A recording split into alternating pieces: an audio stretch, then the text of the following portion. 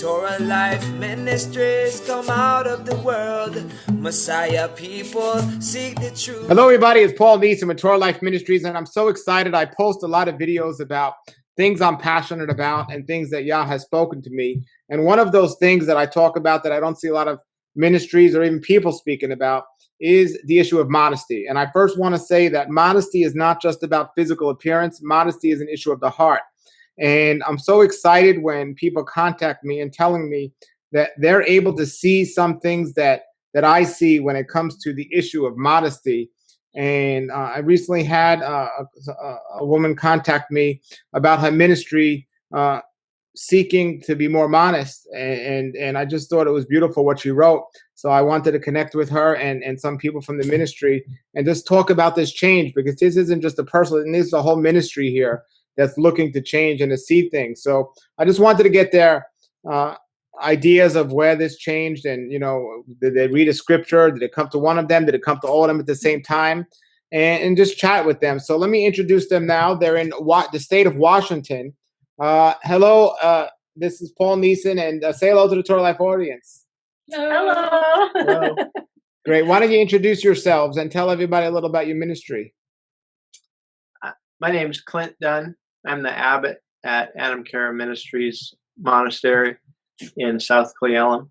And I'm Kiva Dunn, and I'm the abbess here. And our ministry is a discipleship. We do a discipleship program. So we have students who come and live here in-house for up to 3 years. And then we also have students that live off campus who come here for classes and the like of that. So we teach Torah, we teach character building and all that kind of stuff. So that's what we do here. And I'm Henta, and I'm the worship leader here. And, wonderful. We're always looking for good worship leaders online. So and I'm an implant from England. Right. That's wonderful. That's great. That's wonderful. Now, tell us a little about your ministry. How long has it been going on out there? Since 2011. Okay. And if I'm correct, it's Hebraic roots based. Is that correct? Yes, we are. When people ask us in the community, well, what are you guys? We let them know that we're Hebrew Christians, because that helps people to understand we do believe in Yeshua, but we're also Hebrew. So sure. You're true it's followers. a new concept for people here. Well, that's great. And what part of Washington are you in? We're in the Central Cascades, so we're just at the base of Snoqualmie Pass. Wow. I've been up to that way, and it's just beautiful up there. Really nice. We're about 60 miles east of Seattle. Okay. I've been there. I've been where you're saying. I think I've been up there. So that's really nice there. So tell me now about your passion or your heart for modesty. When did this happen, and where are you guys at? Well, maybe I'll start, because it started early on with me. In 2012, I actually had a total meltdown in my bedroom as I was trying to get ready to go to service, and I couldn't find anything to wear. And there were about 30 outfits on my bed. And Yahweh just spoke to my heart and said, this means too much to you. You need to get rid of all your clothes, and I want you to only have 5 tunics. And you're going to wear the same 5 tunics every day. And so got rid of all my clothes. And initially it was like, wow, this is really, really different, because I was not what you would necessarily call an overly modest person. And so it was definitely not it wasn't a slow process for me. It was, you will obey and do what I say, and you'll find freedom. And so I did that. And then in 2014, the Lord put it on my heart that I needed to start covering my head, because though I was committed to submitting to my husband, I wasn't necessarily always submitting from my heart. And that's how I started covering, was out of submission to my husband. And it has over time morphed into an issue of modesty as well for me. And so I've gone from being somebody who used to wear like halter dresses, you know, to somebody who hardly ever even shows her arms or legs or anything over the last few years. And Henta, I don't know if you want to. Well, I've been here just over 4 years, and Yahweh kind of planted me in here because he knew that I need to be fully immersed in to bring me back to following him. And I arrived a very different person to what you see now. Mm-hmm. I was pretty immodest. No, I didn't think I was, but I was. And Kiva's really been my role model as far as that. Even though to begin with, I said, there's no way I'm ever going to wear those dresses. But it took a couple of years, maybe 2 years, for Yahweh to really speak to me, for me to hear him, and to know that it was time to start wearing linen. That was the first thing for me. Mm-hmm. And that led me to get some of these dresses. And then 2 years, so I've been wearing these for 2 years, becoming more modest as time's gone on. And then really just recently, I've realized I want to cover my head more. It's not always fully covered, but it's a modesty thing for me. But I also realize that this is pleasing to Yahweh, and that glory should go to him and not my hair. Mm-hmm. And so he's stripped away a lot of the vanity that I had, and we stopped wearing makeup. Yeah, thank you very much. Yeah, fake up, as you call it. Yeah. Yes, fake up. And then for the guys in our fellowship, I had a couple of girls from our fellowship come to me as the abbess and say, we're having problems with a couple of the guys. They are just so good looking and well fit, and they're kind of a stumbling block. And one of them happened to be my husband. And it was like, need to have a conversation about this. And so it was odd for me because I've had conversations with other women about being modest, but I've never had to have a conversation with a man about being modest. And so that's brought about a whole new side of this. And as I've been watching all your videos on modesty, trying to find stuff about men's modesty, it's kind of been like I'm finding we're kind of paving a new road on all this. So do you want to talk about that?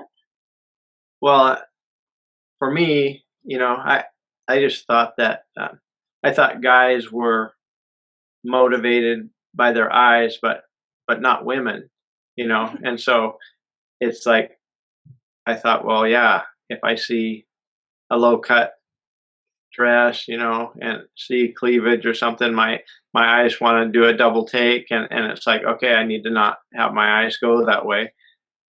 But I didn't know that women had a similar type of feeling about that, or how it kind of controlled them. So now I'm trying to figure out, okay, how do I need to be more modest?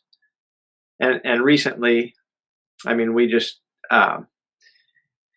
we booked a trip to Pennsylvania. We're going to Gathering Scattered, and it's like they have a pool there, and it's like, oh, I kind of want to go swimming, and then it's like, oh, how does that work? And I started looking at these 1900s swimming wear, and I'm trying to figure out this stuff on them. Now I'm just wearing mostly long linen shirts, and I'm thinking that it's probably going to go more into Like the tunics you wear. Tunic.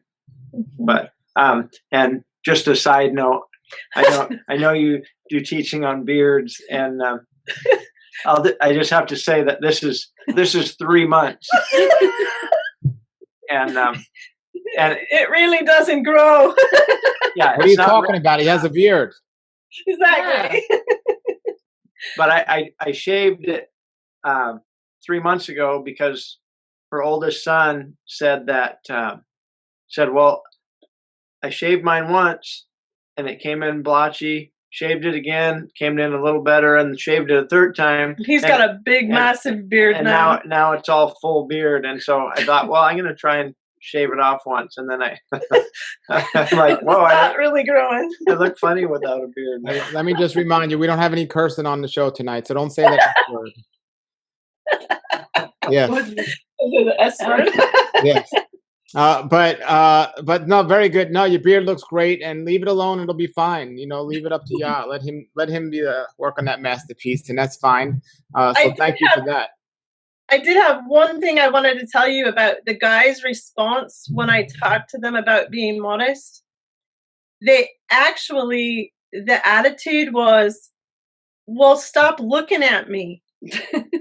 And I never expected to hear that from a guy, because that's usually what they hear from women, right? And the one guy was actually kind of a little bit like annoyed that girls would be looking at him. But now he's like, okay, you don't have to convince me, just tell me what to wear and I'll, because everybody wants to be modest. That are here, particularly of our students. Well, it is a relief to men's eyes, that they can go, especially to worship at a place, and not have to be bombarded with what they're bombarded with all day. It advertises everywhere, and to just be able to focus on Yahweh and not be distracted. And some women have told me the same thing you've said, that it works the same way for women. Not all women have shared that, but some women have, and I think it's just a great thing what you're doing and attempting to do to be more modest. But I once heard somebody saying really proud that he takes care of his children, and somebody said, you're supposed to. I mean, that's not a thing to be proud of. That's what you're supposed to do. Well, yes. And it's funny when I see people, and I'm not talking about you all, but when I see people that say, we're going to be modest, and it's a sad thing that we got to be different and be modest. Like, everyone should be modest. That's how it should be, especially for believers. Yes. And but I think it's great and it's beautiful what you're doing out there. And so, have any of the members, as you switched and you're telling people more about this, have any of them really rejected it but still want to fellowship with you? We have one girl that kind of she just likes her own style and stuff, and she's kind of she kind of resists the whole idea of being that covered, but she'll get there. Yeah, and it was interesting too, because we had one girl who did kind of resist it, and then God just began to just really work on her, and we went on a trip. Our son got married, and we came back, and she collected us at the airport, and she had her head covered, and we were like, whoa. And then there's been this whole transition, and now she's getting ready. She's switched over to the dresses, and the other interesting thing about it that we've watched with these women is that when they switch over to being more modest, their femininity comes out. And a lot of the women that we deal with are women who were not feminine at all. They were more sensual or more masculine in the way that they behaved. So it's been a really neat process of watching people change. That's great. So how difficult, I know your heart changed and it wasn't too difficult, but tell me a little bit about the fake up when you decided to give that up. Tell me a little about that. I mean, what was that process like? And was that the hardest part of becoming more modest, or at that point was it easy because you were already dressing it, so you figured you just stop doing that? Well, I cracked up because when you made the comment about having your head covered and wearing a mini skirt, that doesn't work. The And oxymoron. yeah, I looked back at pictures of me like 12 years ago because I used to partially cover. And I was just like, whoa. When I showed Hunter, I was like, look at the amount of makeup I had on. And so it looked funny because of the makeup, and I had my head partially covered and it just didn't look right. But for me, what Yahweh did, because he's gracious and he loves me and he knows how I am, I ended up 4 years ago with mercury poisoning. I was swimming in poisonous water and I didn't know that the water was poisoned. And so my toxic load was so bad, I was dying. And they told me I couldn't wear makeup anymore. I had to eat only organic, only non-GMO. Like, I had a list of all these things I could not do. And so for a year and a half, I couldn't wear makeup anyway. And so it was like my life depended on it to not wear it. And so that made it a little easier for me because I'd gone a year and a half without wearing it. When I tried to wear it again after I was okayed to, I kind of went, oh, this looks horrible. And I think that kind of maybe helped you a little too. And also when you wear makeup in a place where no one else is wearing it, you tend to suddenly realize that you're not as attractive with it as you thought you were. And so Yahweh's been very patient with me because if I'd been told to stop wearing it by any of these guys here, I would have rebelled. So it wouldn't have worked. And then for some reason, just like November or something, I stopped wearing it, and I couldn't be bothered to put it on. Yeah. And then I stopped wearing it, and I realized, I still pine a little bit for it sometimes. Mm-hmm. But then I realized why I'm pining, and that's not how Yahweh made me. So now I've kind of accepted it, and I'm happy not having to deal with it. And Mm-hmm. Well, it's like a temporary tattoo, and he says we shouldn't tattoo our bodies, right? Yeah. And I just got one of our girls, in fact, the girl that is kind of having trouble with changing her clothing, Yahweh just told her about 4 weeks ago she needs to stop wearing makeup. And so he's just kind of doing this, in the group, different things he's bringing, and everybody's kind of bringing to the table what he's showing them, and it's making things happen. Yeah. So I have a question for you. So you said when you started wearing a head covering, you did it out of the idea of submissiveness. Now, so as you started to dress more modest, was it easier to be more submissive? Yes. Okay. Yes, it was, because there was something in me that was dying, that maybe arrogance, maybe. I don't know how to describe that, but yes, it definitely did. And interestingly enough, the only time I don't want to cover my head is when I'm upset with him. Like, if I'm angry at him and I don't want to be submissive to him, that's when I struggle with covering my head. So I know there's a direct connection there in that. But I think it's been interesting to me how it has transitioned from a thing that I share with my husband that is really precious to a thing that I don't ever want anybody. I mean, it is as precious to me as my private parts, which I never would have believed that would happen. Well, no, that's exactly true. And it's from a guy's point of view, I believe the hair is the most sensual part of a woman's body, and women worship their hair, and men worship women's hair for a reason. And it's even Hollywood knows it. As soon as the hair is let down, everyone knows what's happening next in the scene or something. Yeah. And I say it often, no matter how tight a woman's clothes are, and no matter how much makeup she has, guys aren't turning their heads up, old women. The hair, there's something to it. Mm-hmm. And to reserve that And just like all your private parts for your husband and no one Yeah. else is you're a blessed man, sir. It's a good thing that she sees that and her eyes have been opened. And I know you feel blessed for it. You want to talk a little about that? How do you feel that your wife covers for the world and she, and you're the only eyes that get to see certain parts of her?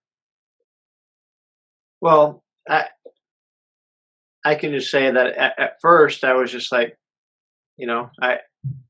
she was feeling convicted of this, that she should cover her head. And I'm like, well, okay, well, doesn't matter to me, and now I'm seeing it as more of an honor to be the only one that gets to see her hair.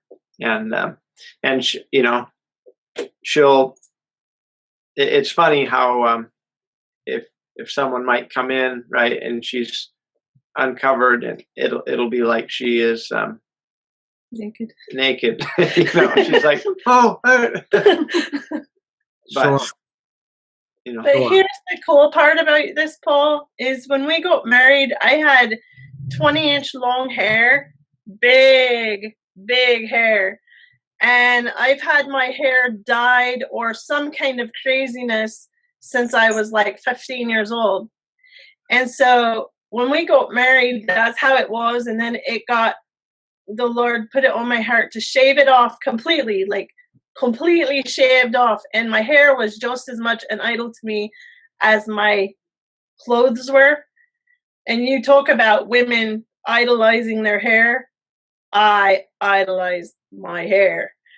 And when he told me to shave it off, that day was a banner day, because it was like, and I could hear my mother, who has said from the time I was a little girl, a woman's hair is her glory. Leave it alone, right? And so now my hair, no one has ever seen my hair how it is now but my husband, which for somebody who was not pure or a virgin when she got married, that is like this thing I can give my husband, that no one has ever experienced my hair the way that it is now. Wow, So- that's beautiful. That's great. Mm-hmm. That's great. So to the lady there in the green, what was your name again? Hinta. Hinta. Okay. So Hinta, you said you wore a lot of makeup before. Do you notice, like, did men approach you before and they don't approach you now, or does a different type of man approach you now? Like, how'd that work since you've changed? Well, when I first came here, I was very much in the secular world still, and my music was electronic music side of things, very new age, and so I was a very different person, and I presented myself in a very different way. And yes, people knew me in a certain way back then, and I would be hanging out with different people. But now, I think some people might still recognize me. Some say, "Wow, you've really changed," and I say, "Yeah, I have." So I don't think I've spoken to very many single men for the last 2 years. Yeah. It's very different now. And I realized that, having been a person who gravitated towards men more, but it's the opposite now. Now I'm really appreciating the sisterhood of this fellowship, and that, maybe one day Yahweh will bring me a husband. If he doesn't, it doesn't matter, because I have that peace now, that I don't have to display myself for the world. So from that point of view, it is peace. Yeah. Oh, that's wonderful. That's wonderful. So let me ask you about one of the things I consider very immodest, that a lot of people in general do not see any issue with, but I think it's really, really a immodest thing and really bad. And you could tell me your experience with these, because if there's one thing women worship more than hair, it's shoes, and specifically high heels. So did you have any experience where you used to wear them and you stopped when you started covering, or what's been your experience with that? And have your eyes been open to see anything wrong with high heels? Because to my surprise, when I talk about this, a lot of women don't see anything wrong with it, and I just think it's some of the most immodest things a person could put on. Well, I think one thing that might have stopped that was moving into the mountains where there's a lot of snow, and wearing heels is futile. Well, I'd like to say that, but you know, I still don't get it. There's some things I just can't understand, but I see women wearing heels with boots, and I'm like, that's like an oxymoron to me. Wouldn't Yeah. like if it's weather for boots, wouldn't a heel not be needed for what you Yeah. just said? But it's people seem to women are addicted to heels. So besides the snow and living in the mountains, what about from the modesty standpoint? For me, when I got saved, I got saved out of a pretty messy life. And I was an exotic dancer, so I had lots of high heels. And when I got saved, that was one of the things that they went in a box and went bye-bye. And yet, I do distinctly remember having people say to me, now, Kiva, don't go overboard.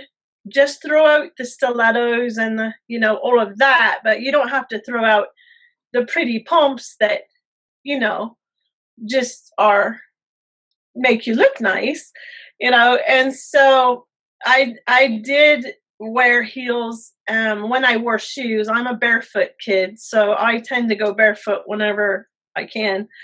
But I did have a few pairs. But about 10 years ago, Yahweh began to deal with me about that, because I knew the way I walked when I wore them. And I knew that I got attention when I wore them. And so that changed for me about 10 years ago. That was probably one of the first things that changed for me. And the heels went away. Even we got married, I was barefoot. So, you know, I mean, and I own 2 pairs of shoes. You know, I'm not Wow. a shoe girl. Yahweh's really you know, changed your hearts and has done something great there. And I'm excited about your ministry that you have out there. And do you have a website? We do. It's Anam Cara Ministries. It's ANAMCHARA Ministries @gmail.com. And you said people come there and stay there to learn about the Bible and stuff. Is that what it is? Yes. Yes, we have a 3-year discipleship program, and we teach all of the commands that Yeshua taught from the 4th chapter of Matthew through until he ascended. And then, of course, how Torah ties into all of that, because all of that comes from, you know, what he knew and what, you know, and so we teach Torah, we teach, and then every command of Yeshua that we teach, like repent, there's a character quality that we teach that goes with that, which is humility, or like follow me. The character quality would be meekness. So we teach all of those kinds of things: character, good stewardship of our body, our mind, the earth, animals, you know, that kind of stuff. Eating, how we eat, that kind of thing. That's really wonderful. I'll have to look you up the next time I'm in the Seattle area or the Washington area. Absolutely. Yeah, that is great. So I want everybody to check out their website, and I'll also put it below the video. And I also, if you have comments or questions, please put them here, and maybe we'll have them back on the show again if there's a lot of questions left over. Is there anything before we close that either of you want to say? What would be your message to young women out there who just are living according to the world's ways and dressing immodest, or even older ladies that are dressing immodest? What would be your message to them? Okay. Good. Well, what I was going to say that I noticed with my wife, with Henta, with Deva, which is one of our students, is that when they covered, people would they would treat them more respectfully, and they would be more honorable people in the eyes of others. And it didn't make a whole lot of sense to me, but it's like, oh wow, it's a blessing of Yahweh. You know, it's like, wow, people they don't look at them like you see a scantily clad woman, and it's like people look at them and think about other things that are not beneficial to those women, and that's my take. Yeah, I would say to women out there, don't sell yourself. You're worth more than what the world wants to buy you for. And Yahweh made you with a special design. Don't hide that, because it's beautiful.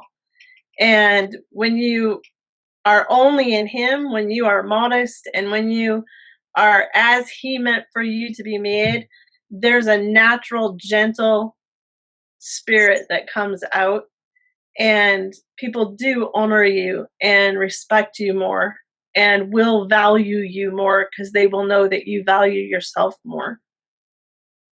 That's what I would say to women. Yeah, and I wish someone had taken me under their wing when I was a lot younger, because I've gone down some very difficult rabbit holes, and I wish it'd been different. But Yahweh's redeemed so much of that for me through this process, and I just feel so blessed now that I feel more like the woman that He created me to be, instead of creating myself into something that I thought the world wanted me to be. And so it's been a really blessing experience, and I'm so grateful to be here and to be amongst other people who are of the same mind and heart, because it's very difficult not to be to be in a mixed situation. To be set apart is definitely, it's a wonderful thing, but it is hard sometimes. Henta also has a website for her music. Okay. What's your website? It's my name, which is Henta Ellis, HentaEllis.com, HentaEllis.com. Wonderful, wonderful, and it's a breath of fresh air to see more people's eyes being open about this topic of modesty and covering the body, and I think it's great, and I pray that people will see this interview and be inspired and motivated, and would even contact you if they have questions. And we thank you, and we thank you for taking the time, and I'd love to have you all back on and let us know how things are progressing there. And if anyone's watching, looking for a place to fellowship, especially if you're in the Washington area, contact them through their website. Tell us your website again. Anam Cara Ministries, ANAMCHARA Ministries @gmail.com. Wonderful, wonderful. Well, thank you very much for joining us tonight. And until then, everybody, check out their website and have a great day and a great raw life. Well, wait. All right. So thank you, everybody. Check out the website. Have a great day, and shalom, shalom. Out of the world, oh my people, seek the truth, avoid the evil, learn Yahweh's ways. Torah Life Ministries, come out of the world.